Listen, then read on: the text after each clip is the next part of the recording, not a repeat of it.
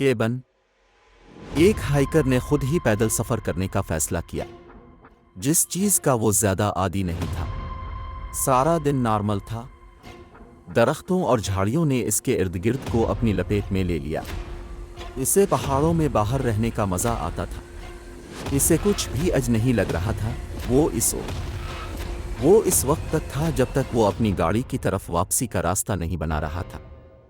उसने सोचा कि 8 घंटे का सफ़र काफ़ी अच्छा है। आसमान पहले ही तारीक हो रहा था और उसे तेज़ी से वापस आने की ज़रूरत थी। अजीब बात यह थी कि इसने पगडंडी को कितना नहीं पहचाना। वो घबराने लगा। रात पहले ही अपनी लपेट में आ चुकी थी और उसके पास सिर्फ एक टार्च थी और वापस जाने का कोई सुराग नहीं था। वो जानता था कि खतरनाक जंगल से गुजरते रहना पहले ही बहुत देर हो चुका है और बहुत खतरनाक है। इसे ये फिक्र होने लगी कि रात के लिए इसके पास कोई पनागा नहीं होगी जब खुशकिस्मती से वो टूटे हुए केबन में जा गिरा।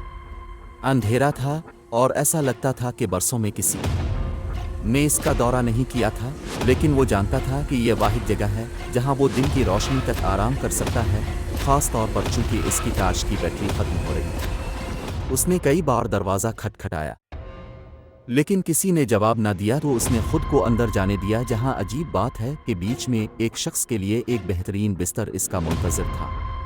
वो जानता था कि अगर मालिक वापस आता है तो वो खुद को समझा सकता है। इसे यकीन था कि मालिक को कोई एतराज़ नहीं होगा। आज शायद मर चुका था। तो वो आगे बढ़ा और अपने आप को बिस्तर पर आराम से ले गया। जैसे ही इसने सोने की कोशिश की, वो कमरे के अर्द गिर्द पेंटिंग्स के मजमूए को नज़रअंदाज नहीं कर सकता। अजीब नज़र आने वाले लोगों के पोर्ट्रेट सब उसकी तरफ देख रहे हैं। हर एक ने मुस्कुराहट पहन रखी है जिससे इसकी रीढ़ की हड्डी ठंडी हो जाती है।